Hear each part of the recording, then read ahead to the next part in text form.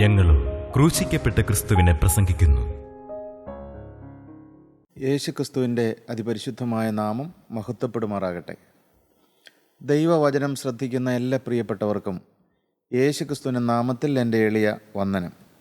യോഹന്നാൻ്റെ സുവിശേഷം 3-ാം അധ്യായം 18-ാം വാക്യം നമുക്ക് ഇപ്പോൾ വായിച്ച് കേൾക്കാം. അവനിൽ വിശ്വസിക്കുന്നവന് ന്യായവിധിയില്ല. അവനിൽ വിശ്വസിക്കുന്നവന്, യേശുക്രിസ്തുവിൽ വിശ്വസിക്കുന്നവന് ന്യായവിധിയില്ല. വിശ്വസിക്കാത്തവന് ദൈവത്തിന്റെ ഏകജാതനായ പുത്രന്റെ നാമത്തിൽ വിശ്വസിക്കായകയാൽ ന്യായവിധി വന്നു കഴിഞ്ഞു എന്നാണ് നാം ദൈവത്തിന്റെ വചനം വായിക്കുന്നത്. ന്യായവിധിയില്ല. വിശ്വാസത്താൽ നമുക്ക് ലഭിക്കുന്ന അനുഗ്രഹങ്ങളെക്കുറിച്ച് നാം ചിന്തിച്ചു വരികയായിരുന്നുവല്ലോ. ഇവിടെ നാം ചിന്തിക്കുന്നത് വിശ്വസിക്കുന്നവന് ന്യായവിധിയില്ല എന്നാണ് ദൈവത്തിന്റെ വചനം പറയുന്നത്. യേശുക്രിസ്തുവിൽ വിശ്വസിക്കുന്നവന്, യേശുക്രിസ്തുവിനെ രക്ഷിതാവും കർത്താവുമായി സ്വീകരിക്കുന്ന ഒരു ദൈവ പൈതലിന് ന്യായവിധിയില്ല എന്ന് ദൈവത്തിന് വചനം പറയുന്നു. എന്നാൽ യേശുക്രിസ്തുവിൻ്റെ അരുമകുമാരനായ യേശുക്രിസ്തുവിനെ നാം വിശ്വസിക്കാതിരുന്നാൽ നമ്മുടെ മേൽ ന്യായവിധി വന്നു കഴിഞ്ഞു എന്നാണ് ദൈവത്തിന് വചനം പറയുന്നത്. അവൻ ന്യായവിധിയുടെ കീഴിലാണ്. ഞാൻ യേശുക്രിസ്തുവിനെ വിശ്വസിക്കുന്നില്ല എങ്കിൽ, ഞാൻ യേശുക്രിസ്തുവിനെ എൻ്റെ സ്വന്തം രക്ഷിതാവും കർത്താവുമായി സ്വീകരിച്ച് ഞാൻ എൻ്റെ ജീവിതം യേശുക്രിസ്തുവിന് വേണ്ടി സമർപ്പിച്ചില്ല എങ്കിൽ എൻ്റെ ജീവിതം ന്യായവിധിയുടെ കീഴിലാണെന്നാണ് ദൈവത്തിന് വചനം പറയുന്നത്. ഏത് നിമിഷവും ഒരു ദൈവിക ന്യായവിധി എൻ്റെ മേൽ വരാൻ സാധ്യതയുണ്ടെന്ന് ദൈവത്തിൻ്റെ വചനം നമുക്ക് മുന്നറിയിപ്പ് തരികയാണ്. പുത്രനിൽ വിശ്വസിക്കുന്നവന് ന്യായവിധിയില്ല, യേശുക്രിസ്തുവിൽ വിശ്വസിക്കുന്നവന് ന്യായവിധിയില്ല എന്നാണ് ദൈവത്തിൻ്റെ വചനം പറയുന്നത്. പ്രിയപ്പെട്ടവരെ, യോഹന്നാന്റെ സുവിശേഷം തന്നെ 5-ാം അധ്യായം 24-ാമത്തെ വാക്യം കൂടെ നമുക്കൊന്ന് വായിച്ചു കേൾക്കാം. ആമേൻ ആമേൻ ഞാൻ നിങ്ങളോട് പറയുന്നു. സത്യമായിട്ടും കർത്താവ് പറയുകയാണ്, ആമേൻ ആമേൻ ഞാൻ നിങ്ങളോട് പറയുന്നു. എന്റെ വചനം കേട്ട് എന്നെ അയച്ചവനെ വിശ്വസിക്കുന്നവന് നിത്യജീവനുണ്ട്. എന്നെ അയച്ചവനെ വിശ്വസിക്കുന്നവന് നിത്യജീവനുണ്ട്. അവൻ ന്യായവിധിയിലാകാതെ മരണത്തിൽ നിന്ന് ജീവങ്കലേക്ക് കടന്നിരിക്കുന്നു. പ്രിയപ്പെട്ടവരെ, വിശ്വസിക്കുന്നവന് ന്യായവിധിയില്ല, അവന് നിത്യജീവനുണ്ട് എന്നാണ് ദൈവത്തിൻ്റെ വചനം നമ്മെ പഠിപ്പിക്കുന്നത്. പ്രിയപ്പെട്ടവരെ, യേശുക്രിസ്തുവിൽ നാം വിശ്വസിച്ചാൽ, യേശുക്രിസ്തുവിൻ്റെ ക്രൂശുമരണത്തിൽ നാം വിശ്വസിച്ചാൽ, യേശുക്രിസ്തുവിൻ്റെ പാപപരിഹാര ബലിയിൽ നാം വിശ്വസിച്ചാൽ, യേശുക്രിസ്തുവിൻ്റെ പരമയാഗത്തിൽ നാം വിശ്വസിച്ച് നമ്മുടെ ജീവിതം ആ ക്രിസ്തുവിൻ്റെ പാദപീഠത്തിൽ അർപ്പണം ചെയ്ത് യേശുക്രിസ്തുവിനെ നമ്മുടെ രക്ഷിതാവും കർത്താവുമായി നാം സ്വീകരിച്ചൊരു ദൈവ പൈതലായി തീർന്നാൽ നമുക്ക് ന്യായവിധി കർത്താവ് ഒഴിവാക്കി തരികയാണ്. മാത്രമല്ല, നിത്യജീവൻ്റെ അവകാശിയാക്കി ദൈവം നമ്മെ തീർക്കുകയാണ്. പ്രിയപ്പെട്ടവരെ, വിശ്വസിക്കുന്നവന് ന്യായവിധിയില്ല. എന്താണ് പ്രിയപ്പെട്ടവരെ ന്യായവിധി എന്ന് പറയുന്നത്? യോഹന്നാന്റെ സുവിശേഷം 3-ാം അധ്യായം 19-ാം വാക്യം നമുക്ക് വായിച്ചു കേൾക്കാം. എന്താണ് ന്യായവിധി? ദൈവത്തിന് വചനം ന്യായവിധിയെക്കുറിച്ചുള്ള ഡെഫിനിഷൻ തരികയാണ്. എന്താണ് ന്യായവിധി? ന്യായവിധി എന്നതോ വെളിച്ചം ലോകത്തിൽ വന്നിട്ടും മനുഷ്യരുടെ പ്രവൃത്തി ദോഷമുള്ളതാകയാൽ അവർ വെളിച്ചത്തേക്കാൾ ഇരുളിനെ സ്നേഹിച്ചത് തന്നെ. എന്താണ് ന്യായവിധി എന്ന് പറയുന്നത്? വെളിച്ചമാകുന്ന ക്രിസ്തു ഈ ഭൂമിയിലേക്ക് വന്നിട്ടും വെളിച്ചമാകുന്ന ക്രിസ്തുവിനെ സ്നേഹിക്കാതെ ഇരുളിനെ സ്നേഹിക്കുന്നതാണ് ന്യായവിധി എന്ന് പറയുന്നത്. പ്രിയപ്പെട്ടവരെ, നാം ഈ ദൈവത്തിൻ്റെ വചനം കേട്ടുകൊണ്ടിരിക്കുമ്പോൾ നാം ഓരോരുത്തരും നമ്മുടെ ജീവിതത്തിലേക്ക് ശാന്തമായിട്ടും തിരിഞ്ഞു നോക്കുന്നത് നല്ലതാണ്. ഞാനിന്ന് ആരെയാണ് സ്നേഹിക്കുന്നത്? വെളിച്ചമാകുന്ന ക്രിസ്തുവിനെയാണ് ഞാൻ സ്നേഹിക്കുന്നത്, അതെയോ ഇരുളിൻ്റെ അധിപതിയായി പിശാചിൻ്റെ പാപത്തെയാണോ ഞാൻ സ്നേഹിക്കുന്നത്? ഞാൻ ഈ ലോക ഇമ്പങ്ങളെയാണോ സ്നേഹിക്കുന്നത്, അതെയോ യേശുവിനെയാണ് ഞാൻ സ്നേഹിക്കുന്നത്? ഞാൻ യേശുക്രിസ്തുവിനെ സ്നേഹിക്കാൻ തുടങ്ങിയോ? എൻ്റെ സ്നേഹം ഇന്ന് എവിടേക്കാണ് പോകുന്നത്? എൻ്റെ ഏറ്റവും വലിയ സ്നേഹം ആർക്കാണ് ഞാൻ കൊടുക്കുന്നത്? ശരിയാണ്, നമുക്ക് ഭാര്യയോട് സ്നേഹമുണ്ട്, മക്കളോട് സ്നേഹമുണ്ട്, നമ്മുടെ കൂട്ടായ്മയിലെ സഹവിശ്വാസികളോട് സ്നേഹമുണ്ട്, നമ്മുടെ സമൂഹത്തിലെ സഹജീവികളോട് നമുക്ക് സ്നേഹമുണ്ട്. അതെല്ലാം നല്ലത് തന്നെ. എന്നാൽ നമ്മുടെ ഏറ്റവും പരമമായ സ്നേഹം നമ്മുടെ സൃഷ്ടാവും നമ്മുടെ രക്ഷകനും നമ്മുടെ വീണ്ടെടുപ്പുകാരനുമായ യേശുവിനോടാണോ പ്രിയപ്പെട്ടവരെ? ആ ജീവനുള്ള ദൈവം മനുഷ്യൻ്റെ സ്നേഹത്തിന് വേണ്ടി കൊതിക്കുന്നവനാണ്. കർത്താവായ യേശുക്രിസ്തു അപ്പോസ്തലനായ പത്രോസിനോട് ചോദിച്ചു, ശീമോൻ പത്രോസിനോട് ചോദിച്ചു, യോഹന്നാന്റെ സുവിശേഷം 21-ാം അധ്യായത്തിൽ, ശീമോനെ, നീ ഇവരിലെല്ലാം അധികമായി എന്നെ സ്നേഹിക്കുന്നുവോ എന്ന് കർത്താവ് ഒരു നിസ്സാര മനുഷ്യനോട് ചോദിക്കുകയാണ്, ഒരു മുക്കോ തൊഴിലാളിയോട് ചോദിക്കുകയാണ്. യോഹന്നാന്റെ മകനായ ശീമോനെ, നീ ഇവയിലെല്ലാം അധികമായി നിനക്കെന്നോട് സ്നേഹമുണ്ടോ? നിനക്കെന്നോട് പ്രിയമുണ്ടോ? നീ എന്നെ സ്നേഹിക്കുന്നുണ്ടോ? പ്രിയപ്പെട്ടവരെ, യേശുക്രിസ്തു മനുഷ്യൻ്റെ സ്നേഹത്തിന് വേണ്ടി കൊതിക്കുന്നവനാണ്. ആ ജീവനുള്ള ദൈവം മനുഷ്യൻ്റെ സൃഷ്ടിയായ മനുഷ്യൻ്റെ സ്നേഹത്തിന് വേണ്ടി അവൻ കൊതിക്കുകയാണ്. നാം ഇന്ന് ആരെയാണ് പ്രിയപ്പെട്ടവരെ സ്നേഹിക്കുന്നത്? നാം ഇരുളിനെയാണോ സ്നേഹിക്കുന്നത്? അതായത് വെളിച്ചത്തെയാണോ സ്നേഹിക്കുന്നത്? പാപത്തിലേക്കാണോ നമ്മുടെ സ്നേഹം പോകുന്നത്? അശുദ്ധിയിലേക്കാണോ നമ്മുടെ സ്നേഹം പോകുന്നത്? അതെയോ വിശുദ്ധിക്ക് വേണ്ടി നമ്മുടെ ഹൃദയം ദാഹിക്കുന്നുണ്ടോ? ഈ ലോക ഇമ്പങ്ങളിലാണോ നമ്മുടെ സന്തോഷം കണ്ടെത്തുന്നത്? യേശുക്രിസ്തുവിൻ്റെ ആ മുറിഞ്ഞ പാദപീഠം നിങ്ങൾക്കൊരു വിഷയമായി തീർന്നിട്ടുണ്ടോ? നിങ്ങൾക്ക് വേണ്ടി ക്രൂശിൽ മരിച്ച ക്രിസ്തുവിനെ നിങ്ങളുടെ ആത്മാവിൽ നിങ്ങൾക്ക് കണ്ടുകൊണ്ട് ആ യേശുവിനെ സ്നേഹിക്കാൻ നിങ്ങൾ തുടങ്ങിയോ? ന്യായവിധി എന്ന് പറയുന്നത് വെളിച്ചം ലോകത്തിൽ വന്നിട്ടും മനുഷ്യരുടെ പ്രവൃത്തി ദോഷമുള്ളതാകിയാൽ മനുഷ്യൻ വെളിച്ചത്തേക്കാൾ അധികം ഇരുളിനെ സ്നേഹിച്ചു തന്നെയെന്ന് ദൈവത്തിൻ്റെ വചനം നമ്മെ ഉത്ബോധിപ്പിക്കുകയാണ്. ഞാൻ ആരെയാണിന്ന് സ്നേഹിക്കുന്നത്? ഞാൻ ഇന്നും പാപത്തെയാണോ സ്നേഹിക്കുന്നത്? ഞാൻ ഇന്നും പിശാചിൻ്റെ അടിമയായിട്ടാണോ ജീവിക്കുന്നത്? അതെയോ എനിക്ക് വേണ്ടി കാൽവറിയിൽ മരിച്ച, എനിക്ക് വേണ്ടി ജീവൻ വെടിഞ്ഞ, എൻ്റെ പാപത്തിന് പരിഹാരത്തിന് വേണ്ടി ജീവൻ ത്യജിച്ചവനായ എൻ്റെ യേശുവിനെ ഞാൻ സ്നേഹിക്കാൻ തുടങ്ങിയോ? നിങ്ങൾ ആ യേശുവിൻ്റെ സ്നേഹത്തെ കണ്ടിട്ടുണ്ടോ പ്രിയപ്പെട്ടവരെ? നിങ്ങൾക്ക് പകരമായി മരിച്ച ആ യേശുവിൻ്റെ സ്നേഹം, തൻ്റെ ഏകജാതനായ പുത്രനിൽ വിശ്വസിക്കുന്ന ഏവനും നശിച്ചു പോകാതെ നിത്യജീവൻ പ്രാപിക്കേണ്ടതിന് ദൈവം അവനെ നൽകുവാൻ തക്കവണ്ണം ലോകത്തെ സ്നേഹിച്ചതായ സ്നേഹം, സ്വന്തം ജീവൻ തകർത്ത് കളഞ്ഞതായ സ്നേഹം.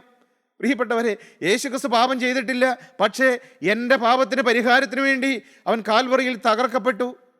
അവൻ്റെ പഞ്ചമുറിവുകളിൽ കൂടി അവൻ്റെ ജീവൻ രക്തമായി ഒഴുകി. എന്നെ സ്നേഹിച്ചതുകൊണ്ട് എനിക്ക് ന്യായവിധി ഒഴിവാക്കി തരാൻ വേണ്ടിയിട്ട് ആ യേശുവിനെ നിങ്ങൾ സ്നേഹിക്കാൻ തുടങ്ങിയോ? പ്രിയപ്പെട്ട ദൈവം, ഇതിലെ ഈ യേശുവിനെ നീ സ്നേഹിക്കാൻ തുടങ്ങിയോ? ആ യേശു ഇന്ന് നിൻ്റെ അരുകത്ത് വന്ന് നിന്ന് അവൻ്റെ സ്നേഹത്തിന് വേണ്ടി കൊതിച്ചുകൊണ്ട് നിൻ്റെ ഹൃദയത്തിൻ്റെ വാതിക്കൽ വന്ന് മുട്ടുകയാണ്. നിനക്ക് ന്യായവിധി ഒഴിവാക്കി തരാമെന്നാണ് യേശുക്രിസ്തു പറയുന്നത്. ന്യായവിധിയിൽ നിന്ന് നിനക്ക് മോചനം തരാമെന്നാണ് യേശു പറയുന്നത്. പ്രിയപ്പെട്ടവരെ, ഇന്ന് നിങ്ങൾ ഈ വചനം കേട്ടുകൊണ്ടിരിക്കുമ്പോൾ നിങ്ങളുടെ ഹൃദയത്തിലൊരു തീരുമാനമെടുക്കുക. ഇരുട്ടിൻ്റെ അധികാരിയായ പിശാചിനോട് യാത്ര പറഞ്ഞ്, ഇരുട്ടിൻ്റെ അധികാരിയായ പിശാചിൻ്റെ പാപങ്ങളോടും അശുദ്ധിയോടും മ്ലേച്ഛതകളോടും ഈ ലോക ഇമ്പങ്ങളോടും യാത്ര പറഞ്ഞ് വെളിച്ചത്തിൻ്റെ അധിപതിയായ നിത്യ തേജസ്സാകുന്ന യേശുവിനെ ഇന്നു മുതൽ സ്നേഹിക്കുമെന്ന് നിങ്ങളുടെ ഹൃദയത്തിലൊരു തീരുമാനമെടുക്കുക. പ്രിയപ്പെട്ടവരെ, ഒരു ന്യായവിധിയുണ്ട്, അത് സത്യമാണ്. പ്രിയപ്പെട്ടവരെ, ഒരു ന്യായാധിപതിയായ ഒരു ജീവനുള്ള ദൈവമുണ്ട്. അവൻ ന്യായം വിധിക്കുന്നവനാണ്. സ്വർലോകരുടെയും ഭൂലോകരുടെയും അധോലോകരുടെയും മുഴങ്കാലക്കുകയും മടങ്ങുന്നതായ ഒരു ദിവസമുണ്ട്.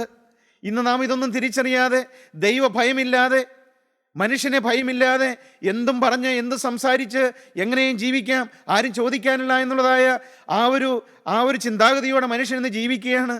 എന്നാൽ പ്രിയപ്പെട്ടവരെ, ഒരു നാൾ നമ്മുടെ ഓരോരുത്തരുടെയും മുട്ടുകൾ മടങ്ങും. ഇന്ന് നമുക്ക് അഹങ്കാരത്തോടെ ജീവിക്കാം, അഹങ്കാരത്തോടെ സംസാരിക്കാം, അഹങ്കാരത്തോടെ പെരുമാറാം. എന്നാൽ നമ്മുടെ മുട്ടുകളെല്ലാം മടങ്ങുന്നൊരു ദിവസമുണ്ട്. സ്വർലോകരുടെയും ഭൂലോകരുടെയും അധോലോകരുടെയും മുഴങ്കാലൊക്കെയും മടങ്ങുന്നൊരു ദിവസമുണ്ട്. യെഹെസ്കേൽ പ്രവാചകന്റെ പുസ്തകം 22-ാം അധ്യായം അതിന് 14-ാമത്തെ വാക്യം നമുക്കൊന്ന് വായിച്ചു കേൾക്കാം. അവിടെ എന്താണ് ദൈവത്തിന് വചനം പറയുന്നത്? ഞാൻ നിന്നോട് കാര്യം തീർക്കുന്ന നാളിൽ നീ ധൈര്യത്തോടെ നിൽക്കുമോ? നിന്റെ കൈകൾ ബലപ്പെട്ടിരിക്കുമോ? യഹോവയായ ഞാൻ അത് അരുളി ചെയ്തിരിക്കുന്നു. പ്രിയപ്പെട്ടവർ, ജീവനുള്ള ദൈവം, യഹോവയായ ദൈവം അരുളി ചെയ്യുകയാണ്. എന്താണ് അരുളി ചെയ്യുന്നത്? ഞാൻ നിന്നോട് കാര്യം തീർക്കുന്ന നാളിൽ നിന്റെ കൈകൾ ബലപ്പെട്ടിരിക്കുമോ? നിനക്ക് ധൈര്യത്തോടെ നിൽക്കാൻ കഴിയുമോ? നിത്യന്യായാധിപതിയുടെ മുമ്പാകെ നിൽക്കുമ്പോൾ മകനെ, നിന്റെ കൈകൾ ബലപ്പെട്ടിരിക്കുമോ? അതെയോ നിന്റെ കാലുകൾ ഇടറുമോ? ഇവിടെ നല്ല പ്രാഗൽഭ്യത്തോടെ ജീവിക്കുകയാണ്, ആരെയും ഭയമില്ല. എന്നാൽ പ്രിയപ്പെട്ടവരെ, കണക്ക് തീർക്കുന്നൊരു ദിവസമുണ്ട്, കാര്യം തീർക്കുന്നൊരു ദിവസമുണ്ട്. ആ നിത്യന്യായാധിപതിയുടെ മുമ്പാകെ ഞാൻ ചെന്ന് നിൽക്കുമ്പോൾ എൻ്റെ കാലുകൾ വിറയ്ക്കുമോ? എൻ്റെ കൈകൾ ബലപ്പെട്ടിരിക്കുമോ? ഇവിടെ പ്രവാചകൻ ചോദിക്കുകയാണ്. ഒന്നുകൂടെ ആ വാക്യം നമുക്കൊന്ന് വായിച്ചു കേൾക്കാം. ഞാൻ നിന്നോട് കാര്യം തീർക്കുന്ന നാളിൽ നീ ധൈര്യത്തോടെ നിൽക്കുമോ? നീ ധൈര്യത്തോടെ നിൽക്കുമോ? ഇന്ന് എന്തൊരു ധൈര്യമാണ്, എന്തും പറയാൻ ധൈര്യമാണ്, ആരെക്കുറിച്ചും എന്തും സംസാരിക്കാൻ ഒരു അധൈര്യവുമില്ല, ഒരു ഭയവുമില്ല. ഇന്ന് എന്തൊരു ധൈര്യമാണ്. പക്ഷേ സഹോദര, ഒരു കാര്യം തീർക്കുന്ന ദിവസമുണ്ട്, നീയുമായിട്ട് കാര്യം തീർക്കുന്ന ഒരു ദിവസമുണ്ട്. അത് ഈ ഭൂമിയിലെ മനുഷ്യൻ്റെ മുമ്പിലല്ല, നിത്യ ന്യായാധിപതിയുടെ മുമ്പാകെ ഒരു ദിവസം കാര്യം ചോദിക്കുന്നൊരു ദിവസമുണ്ട്. അന്ന് ഞാൻ ധൈര്യത്തോടെ നിൽക്കുമോ? അന്നെൻ്റെ കാലുകൾ ബലപ്പെട്ടിരിക്കുമോ? ഇന്നത്തെ ധൈര്യവും പ്രാഗൽഭ്യവും ഒന്നുണ്ടാകുമോ? പ്രിയപ്പെട്ടവരെ, ഞാൻ നിന്നോട് കാര്യം തീർക്കുന്ന നാളിൽ നീ ധൈര്യത്തോടെ നിൽക്കുമോ? നിന്റെ കൈകൾ ബലപ്പെട്ടിരിക്കുമോ? ദൈവത്തിന് സ്തോത്രം. പ്രിയപ്പെട്ടവരെ, കാര്യം തീർക്കുന്നൊരു ദിവസമുണ്ട്. മത്തായിയുടെ സുവിശേഷം 25-ാം അധ്യായം 19-ാമത്തെ വാക്യം കൂടി ഇതിനോട് ചേർത്ത് നമുക്കൊന്ന് വായിച്ചു കേൾക്കാം. വളരെ കാലം കഴിഞ്ഞ ശേഷം വളരെ കാലം കഴിഞ്ഞ ശേഷം ആ ദാസന്മാരുടെ യജമാനൻ വന്ന് ആ ദാസന്മാരുടെ യജമാനൻ വന്ന് അവരുമായി കണക്ക് തീർത്തു. അവരുമായി കണക്ക് തീർത്തു. പ്രിയപ്പെട്ടവരെ, ജീവിതത്തിന്റെ അക്കൗണ്ട് പരിശോധിക്കുന്ന ഒരു ദിവസമുണ്ട്.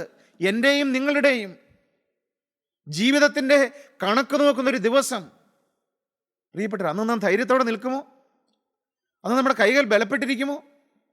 അന്ന് കാലുകൾ ബലത്തോടെ നിൽക്കുമോ? വളരെ കാലം ചെന്ന ശേഷം ആ ദാസന്മാരുടെ യജമാനൻ വന്ന് അവരുമായിട്ട് കണക്ക് തീർത്തു എന്നാണ് നാം വായിക്കുന്നത്. കണക്ക് നോക്കുന്നൊരു ദിവസമുണ്ട് പ്രിയപ്പെട്ടവരെ. അതാണ് ന്യായവിധി എന്ന് പറയുന്നത്. എൻ്റെയും നിങ്ങളുടെയും ഈ വചനം കേൾക്കുന്ന ഓരോരുത്തരുടെയും കണക്ക് നോക്കുന്ന അക്കൗണ്ട് പരിശോധിക്കുന്നൊരു ദിവസമുണ്ട്. എൻ്റെ ജീവിതത്തിൻ്റെ അക്കൗണ്ട്, ദൈവം തന്നതായ താലന്തിനനുസരിച്ചുള്ളതായ കണക്ക് നോക്കുന്നൊരു ദിവസമുണ്ട്. നമുക്ക് ഓരോരുത്തർക്കും ദൈവം താലന്ത് തന്നിട്ടില്ലേ? എന്തെല്ലാം നന്മകളാണ് ദൈവം നമുക്ക് തന്നത്? ആയുസ് ദൈവം തന്നില്ലേ? ആരോഗ്യം ദൈവം തന്നില്ലേ? താലന്തുകൾ ദൈവം തന്നില്ലേ? കൃപകളും കൃപാവരങ്ങളും ദൈവം നമുക്ക് തന്നില്ലേ? ഇതിനെല്ലാം കണക്ക് നോക്കുന്ന അക്കൗണ്ട് പരിശോധിക്കുന്ന ഒരു ദിവസമുണ്ട് പ്രിയപ്പെട്ടവരെ. ഞാനും വളരെ ഭയത്തോടെയാണിത് പറയുന്നത്. ദൈവത്തിന് വചനം പ്രസംഗിക്കാൻ എളുപ്പമാണ്. പക്ഷേ ഞാനും ഒരിക്കലും ഈ ന്യായാധിപതിയുടെ മുമ്പാകെ മുട്ടുമടക്കേണ്ടി വരുമല്ലോ. ഞാൻ ഈ പറഞ്ഞതിനനുസരിച്ച് ഇരുവായ്ത്തിലുള്ള ഈ വചനം വെച്ച് എന്നെയും ന്യായം വിധിക്കുന്ന ഒരു ദിവസമുണ്ടല്ലോ. അന്ന് എൻ്റെ കാലുകൾ ബലപ്പെട്ട് നിൽക്കുമോ? ഞാനന്ന് ധൈര്യത്തോടെ നിൽക്കുമോ? ദൈവത്തിന് സ്തോത്രം. ഒരു ന്യായവിധിയുണ്ട് എന്ന് അറിഞ്ഞുകൊള്ളുവിൻ പ്രിയപ്പെട്ടവർ. ഒരു ന്യായവിധിയുണ്ട്, കണക്ക് നോക്കുന്നൊരു ദിവസമുണ്ട്. പത്രോസ്ലീഹ എഴുതിയ 1-ാമത്തെ ലേഖനം 4-ാം അധ്യായം 5-ാമത്തെ വാക്യം നമുക്കൊന്ന് വായിച്ചു കേൾക്കാം. ജീവികളെയും മരിച്ചവരെയും ന്യായം വിധിപ്പാൻ ജീവികളെയും മരിച്ചവരെയും ന്യായം വിധിപ്പാൻ ഒരുങ്ങിയിരിക്കുന്നവന് അവർ കണക്ക് ബോധിപ്പിക്കേണ്ടി വരും. കണക്ക് ബോധിപ്പിക്കേണ്ടി വരും പ്രിയപ്പെട്ടവരെ. നമ്മൾ ഓരോരുത്തരും കണക്ക് കൊടുക്കേണ്ടി വരും. ഒരു ദിവസം കണക്ക് ബോധിപ്പിക്കേണ്ടി വരും യജമാനൻ്റെ മുമ്പിൽ. എന്നെ ഈ ഭൂമിയിലേക്ക് അയച്ച, എന്നെ ഇത്രത്തോളം അനുഗ്രഹിച്ച് വളർത്തിയ, എനിക്ക് ആയുസ് നീട്ടി തന്ന, ഞാൻ എൻ്റെ നിസ്സഹായാവസ്ഥയിൽ പ്രാർത്ഥിച്ചപ്പോൾ എനിക്ക് പ്രാർത്ഥനയ്ക്ക് മറുപടി തന്ന് എന്നെ ഇത്രത്തോളം അനുഗ്രഹിച്ച് വഴി നടത്തിയ ഈ നിത്യനായ ദൈവത്തിന് മുമ്പാകെ ഒരിക്കൽ ഞാൻ കണക്ക് കൊടുക്കേണ്ടി വരും. അവൻ എന്നെ ചിലതെല്ലാം ഏൽപ്പിച്ചിട്ടുണ്ട്. ഈ ഭൂമിയിലേക്ക് അയച്ചപ്പോൾ എനിക്കവൻ ആരോഗ്യം തന്നിട്ടുണ്ട്, എനിക്കവൻ അവയവങ്ങൾ തന്നിട്ടുണ്ട്, എനിക്ക് ജീവിക്കാനുള്ള ഉപാധികൾ തന്നിട്ടുണ്ട്, എനിക്ക് നല്ലൊരു കുടുംബജീവിതം തന്നിട്ടുണ്ട്, എനിക്ക് മക്കളെ തന്നിട്ടുണ്ട്, എനിക്ക് വരുമാന മാർഗം തന്നിട്ടുണ്ട്. ഇതിനെല്ലാം ഞാൻ ഒരു ദിവസം കണക്ക് ബോധിപ്പിക്കേണ്ടി വരും. സഹോദരൻ, നീ കണക്ക് പറയേണ്ടി വരും. ഒരു ദിവസം നിന്നെ ഒരു ഭാര്യയെ ദൈവം ഏൽപ്പിച്ചെങ്കിൽ നീ കണക്ക് പറയേണ്ടി വരും. ആ ഭാര്യയ്ക്ക് വേണ്ടി നീ നിന്ന് പ്രാർത്ഥിക്കാറുണ്ടോ? നിനക്ക് ദൈവം ദാനമായി തന്ന മക്കളില്ലേ? ആ മക്കൾക്ക് വേണ്ടി നീ കരയാറുണ്ടോ? അവർക്കൊരു മാനസാന്തരം ലഭിക്കണമേ എന്ന് ദൈവസന്നിധിയിൽ മുട്ടിപ്പാണ്ടി യാചിക്കാറുണ്ടോ? കർത്താവേ, ഒരു നരകം കാണാൻ വിടരുതേ എന്ന് നീ ദൈവസന്നിധിയിൽ കൈമലർത്താറുണ്ടോ? കണക്ക് കൊടുക്കണം പ്രിയപ്പെട്ടവർ. ഒരു ദിവസം എനിക്ക് ദൈവം സമ്പത്ത് തന്നിട്ടുണ്ട്. ഈ സമ്പത്ത് ഞാൻ എന്ത് ചെയ്തു? ഞാൻ എങ്ങനെ വ്യാപാരം ചെയ്തു? ഞാൻ എന്തിനു വേണ്ടി വിനിയോഗിച്ചു? ദൈവനാമ മഹത്വത്തിന് വേണ്ടി എൻ്റെ പണം ഞാൻ ചെലവഴിച്ചോ? നീ എന്ത് ചെയ്തു എന്ന് ഒരിക്കലും ചോദ്യം വരും പ്രിയപ്പെട്ടവരെ. അതിന് നാം കണക്ക് കൊടുക്കേണ്ടി വരും. അതിന് നാം മറുപടി പറയേണ്ടി വരും. എനിക്ക് ദൈവം ആരോഗ്യം തന്നിട്ടുണ്ട്, എനിക്ക് ദൈവം ആയുസ് നീട്ടിത്തന്നു. ഈ ആയുസ് നീ എന്തിനു വേണ്ടി ചെലവഴിച്ചു മകനെ എന്ന് എന്നോട് ചോദിച്ചാൽ ഞാൻ എന്തു പറയും? നിന്റെ വേലയ്ക്ക് വേണ്ടി ഞാൻ ഓടിയെന്ന് പറയാൻ കഴിയുമോ? നിന്റെ നാമ മഹത്വത്തിന് വേണ്ടിയാണ് എൻ്റെ ആയുസ്സും എൻ്റെ ആരോഗ്യവും ഞാൻ ചെലവഴിച്ചതെന്ന് പ്രിയപ്പെട്ട സഹോദര നിനക്ക് പറയാൻ കഴിയുമോ? കണക്ക് കൊടുക്കേണ്ട ഒരു ദിവസമില്ലേ?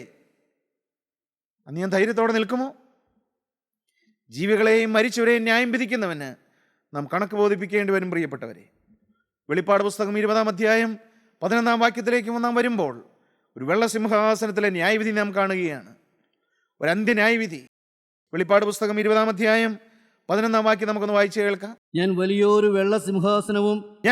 വെള്ളസിംഹാസനവും അതിലൊരുത്തൻ ഇരിക്കുന്നതും കണ്ടു. അവന്റെ സന്നിധിയിൽ നിന്ന് ഭൂമിയും ആകാശവും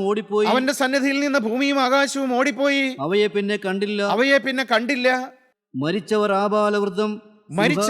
ആബാലവൃദ്ധം, ബാലൻ മുതൽ വൃദ്ധൻ വരെ സിംഹാസനത്തിന് മുമ്പിൽ നിൽക്കുന്നതും കണ്ടു. പ്രിയപ്പെട്ടവർ, ഈ വെള്ളസിംഹാസനത്തിലേക്ക് ഒരു ദിവസം ആബാലവൃദ്ധം എല്ലാവരും, മരിച്ചവരും ജീവികളുമായിട്ടുള്ള എല്ലാവരും ഈ വെള്ളസിംഹാസനത്തിന് മുമ്പിൽ ഒരു ദിവസം വന്നുകൂടും. എന്നിട്ടോ പുസ്തകങ്ങൾ തുറന്നു. ജീവന്റെ പുസ്തകം എന്ന മറ്റൊരു പുസ്തകവും തുറക്കുകയാണ്. പ്രിയപ്പെട്ടവരെ, 2 പുസ്തകങ്ങളാണുള്ളത്.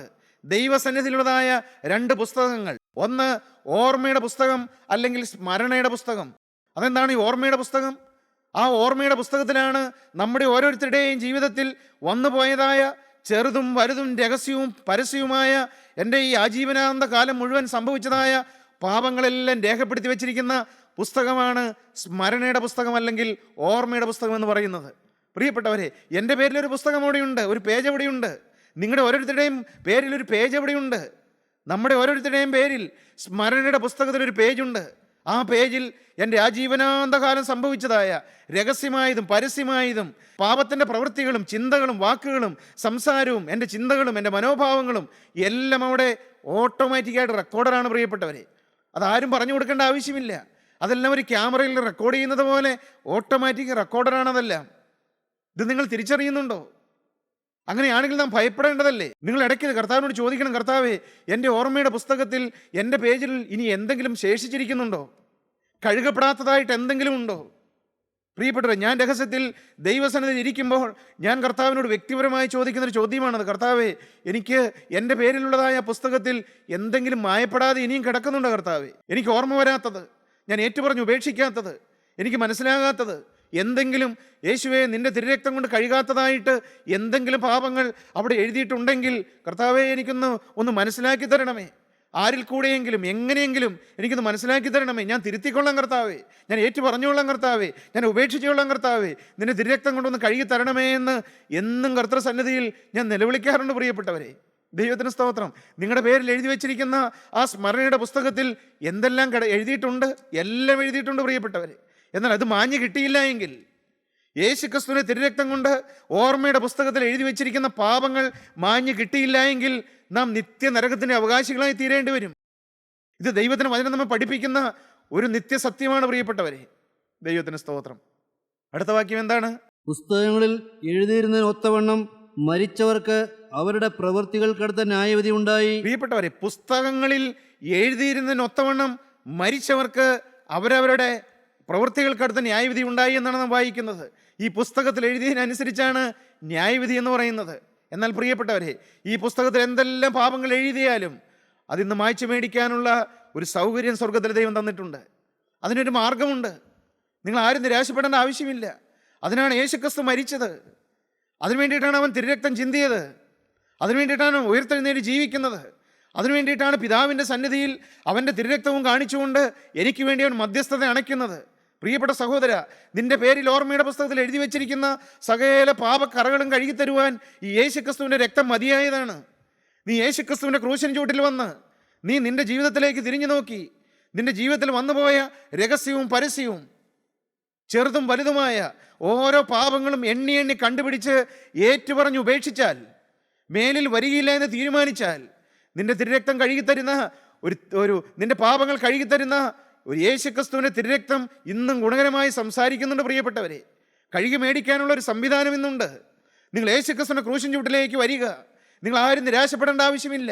നാം നമ്മുടെ പാപങ്ങളെ ഏറ്റു പറയുന്നുവെങ്കിൽ അവൻ നമ്മോട് പാപങ്ങളെ ക്ഷമിച്ച് സകല അനീതിയും പോക്കി നമ്മെ ശുദ്ധീകരിപ്പാൻ തക്കവണ്ണം വിശ്വസ്തനും നീതിമാനുമായ ഒരു യേശുക്രിസ്തു ജീവിക്കുന്നുണ്ട്. യേശുക്രിസ്തു പാപം ക്ഷമിച്ചു തരുന്നവനാണ്. യേശുക്രിസ്തു പാപം കഴുകി തരുന്നവനാണ്.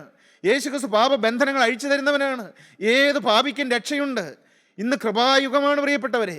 ഇന്ന് കൃപയുടെ പെട്ടകത്തിന് വാതിൽ തുറന്നു വെച്ചിരിക്കുകയാണ്. ഏത് പാപിക്കും ഓടി വരാം. ദൈവം ഒരു നിബന്ധനയും വെച്ചിട്ടില്ല, ഒരു കണ്ടീഷൻ കർത്താവ് പറയുന്നില്ല. ഓടി വന്ന് പെട്ടകത്തിൽ കയറുക. നീ പെട്ടകത്തിലേക്ക് വരിക. ഈ രക്ഷയുടെ പെട്ടകം കാൽവറിയിൽ ചങ്ക് തുറന്നു വെച്ചിരിക്കുകയാണ് ലോകത്തിന് മുമ്പിൽ. ഏത് പാപിക്കും ഓടി വരാം. ഏത് അശുദ്ധനും ഓടി വന്ന് ഈ പെട്ടകത്തിൽ കയറി രക്ഷപ്പെടാം. സഹോദര, നിനക്ക് ന്യായവിധിയിൽ നിന്ന് മോചനമുണ്ട്. നിനക്ക് ന്യായവിധിയിൽ നിന്ന് രക്ഷയുണ്ട്. യേശുക്രിസ്തുവിൻ്റെ തുറക്കപ്പെട്ടതായ തിരുവിലാവിലേക്ക്, പെട്ടകത്തിലേക്ക് കയറിയാൽ മതി. പുസ്തകങ്ങൾ എഴുതിയതിനൊത്തവണ്ണം അവർക്ക് ന്യായവിധി ഉണ്ടായി എന്നാണ് നാം ദൈവത്തിന് വചനം വായിക്കുന്നത്. പ്രിയപ്പെട്ടവർ, ന്യായവിധിയുണ്ട്. പുത്രനിൽ വിശ്വസിക്കുന്നവന് ന്യായവിധിയില്ല. പ്രിയപ്പെട്ടവർ, എന്തിനെല്ലാമാണ് ന്യായവിധി? 2 കൊരിന്ത്യ ലേഖനം 5-ാം അധ്യായം 10-ാമത്തെ വാക്യം നമുക്കൊന്ന് വായിക്കാം. അവനവൻ ശരീരത്തിലിരിക്കുമ്പോൾ ചെയ്തത് നല്ലതാകിലും തീയതാകിലും അതിന് തക്കവണ്ണം പ്രാപിക്കേണ്ടതിന് നാം എല്ലാവരും ക്രിസ്തുവിന്റെ ന്യായാസനത്തിന് മുമ്പാകെ വെളിപ്പെടേണ്ടതാകുന്നു. പ്രിയപ്പെട്ടവരെ, നമ്മുടെ ജീവിതത്തിൽ വന്ന പ്രവൃത്തികൾക്കടുത്തതായൊരു ന്യായവിധിയുണ്ട്.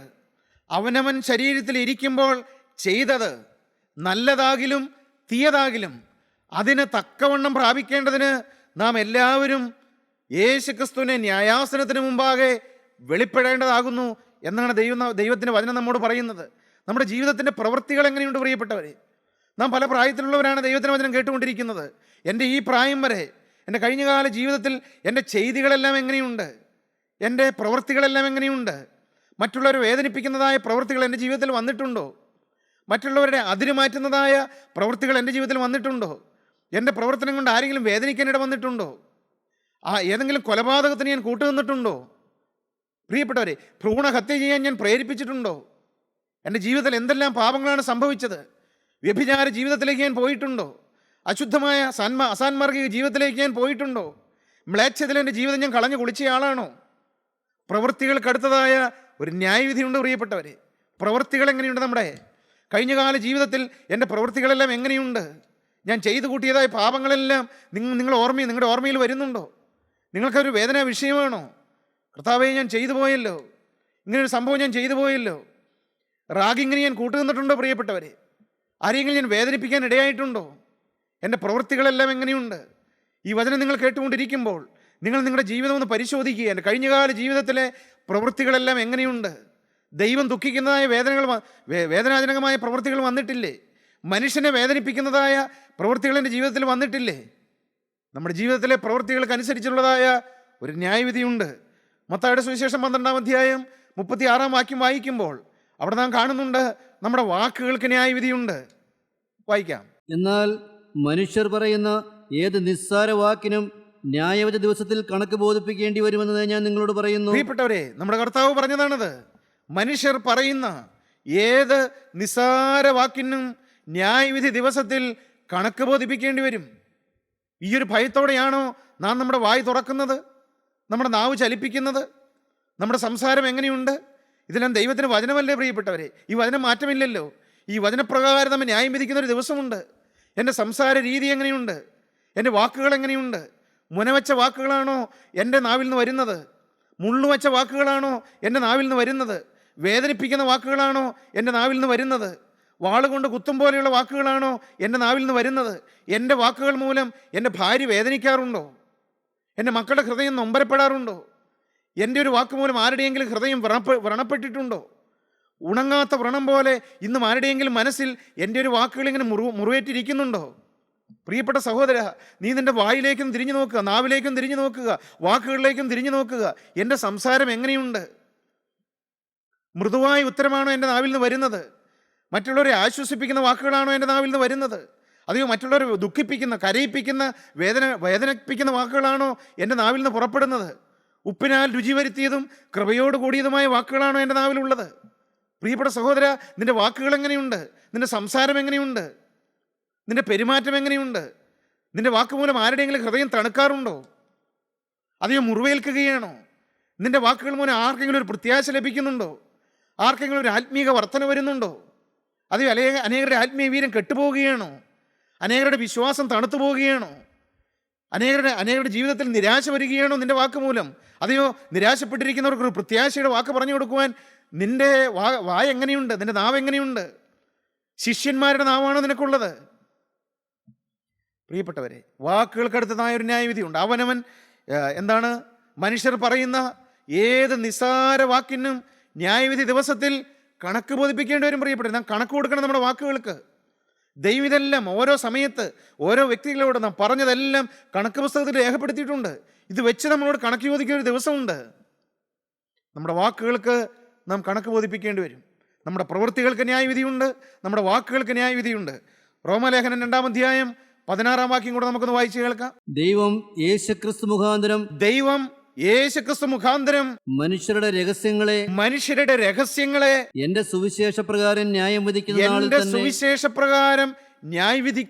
വിധിക്കുന്ന ഒരു നാളുണ്ട്. പ്രിയപ്പെട്ടവരെ, നമ്മുടെ ഓരോരുത്തരെയും രഹസ്യ ജീവിതം എങ്ങനെയുണ്ട്?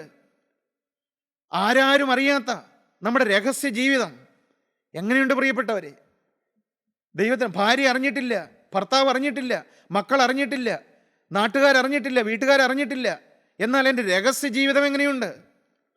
ദൈവം പ്രസാദിക്കുന്ന ഒരു രഹസ്യ ജീവിതമാണോ എനിക്കുള്ളത്? പുറമേ ഞാൻ ആത്മീയനായിട്ട് ജീവിക്കുന്നുണ്ട്, പുറമേ ഞാൻ ഭക്തനാണ്, പക്ഷേ എൻ്റെ രഹസ്യ ജീവിതം എങ്ങനെയുണ്ട്? പിതാവായ ദൈവം യേശുക്രിസ്തുവിനെ സുവിശേഷപ്രകാരം സുവിശേഷത്തിൻ്റെ വചനപ്രകാരം എന്നെ ന്യായം വിധിക്കുന്ന ഒരു ദിവസമുണ്ട്. ആ വാക്യം ഒന്നുകൂടെ വായിക്കാമോ? റോമാലേഖനം 2-ാം അധ്യായം 16-ാമത്തെ വാക്യം. ദൈവം യേശുക്രിസ്തു മുഖാന്തരം, പിതാവായ ദൈവം യേശുക്രിസ്തു മുഖാന്തരം മനുഷ്യരുടെ രഹസ്യങ്ങളെ എന്റെ സുവിശേഷ പ്രകാരം ന്യായം വിധിക്കുന്ന നാളിൽ തന്നെ, എൻ്റെ സുവിശേഷ പ്രകാരം ന്യായം വിധിക്കുന്നൊരു നാളുണ്ട്. ദൈവവചനത്തിൻ്റെ അടിസ്ഥാനത്തിൽ എൻ്റെ രഹസ്യ ജീവിതത്തെ ന്യായം വിധിക്കുന്നൊരു ദിവസമുണ്ട്. പ്രിയപ്പെട്ട സഹോദര, നിന്റെ രഹസ്യ ജീവിതം എങ്ങനെയുണ്ട്? നീ ഒരു പകൽമാനിനെ പോലെ ജീവിക്കുകയാണോ? പുറമെ നോക്കിയാൽ ഒരു കുഴപ്പവുമില്ല. നിന്റെ ഹൃദയം എങ്ങനെയുണ്ട്? നിന്റെ വിചാരങ്ങൾ എങ്ങനെയുണ്ട്? അത് പരിശുദ്ധമാണോ? അതോ ശവക്കല്ലറയ്ക്ക് തുല്യമായ ഒരു അനുഭവത്തിലാണോ നിന്റെ രഹസ്യ ജീവിതം? പ്രിയപ്പെട്ടവരെ, ഒരു ന്യായവിധി ഉണ്ട്. പ്രിയപ്പെട്ടവരെ, എന്താണ് ഈ ന്യായവിധിയുടെ പ്രത്യേകത? പത്രോസ്ലീഹ എഴുതിയ 1-ാമത്തെ ലേഖനം 1-ാം അധ്യായം 17-ാം വാക്യം നമുക്കൊന്ന് വായിച്ചു കേൾക്കാം. എന്താണ് ഈ ന്യായവിധിയുടെ പ്രത്യേകത? മുഖപക്ഷം കൂടാതെ ഓരോരുത്തന്റെ പ്രവൃത്തിക്ക് തക്കവണ്ണം ന്യായം വിധിക്കുന്നവനെ, മുഖപക്ഷം കൂടാതെ ഓരോരുത്തന്റെ പ്രവൃത്തിക്ക് തക്കവണ്ണം ന്യായം വിധിക്കുന്നവനെ നിങ്ങൾ പിതാവെന്ന് വിളിക്കുന്നുവെങ്കിൽ നിങ്ങളുടെ പ്രവാസകാലം ഭയത്തോടെ കഴിപ്പീൻ. ജീവനുള്ള ദൈവത്തിന്റെ വചനം അപ്പോസ്തലനായ പത്രോസിന്റെ നാവിൽ കൂടി പറയുകയാണ്, മുഖപക്ഷം കൂടാതെ ന്യായം വിധിക്കുന്ന ഒരു ദൈവമുണ്ട്.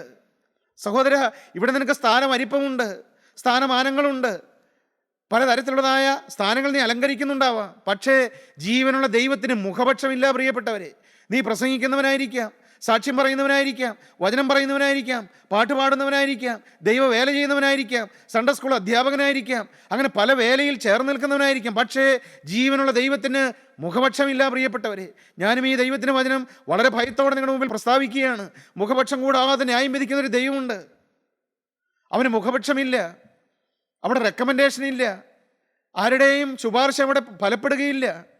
മുഖപക്ഷം കൂടാതെ ന്യായം വിധിക്കുന്ന ഒരു ജീവനുള്ള ദൈവത്തിന് മുമ്പാകെയാണ് നിൽക്കുന്നത്. പ്രിയപ്പെട്ടവരെ, എന്നാൽ യേശുക്രിസ്തുവിൽ നീ വിശ്വസിച്ചാൽ നിനക്ക് ന്യായവിധി ഇല്ല എന്നാണ് ദൈവത്തിന് വചനം പറയുന്നത്. റോമാലേഖനം 8-ാം അധ്യായം 1-ാം വാക്യം വായിക്കുമ്പോൾ, ഇപ്പോൾ ക്രിസ്തുയേശുവിലുള്ളവർക്ക് ഒരു ശിക്ഷാവിധിയുമില്ല എന്നാണ് ദൈവത്തിന് വചനം.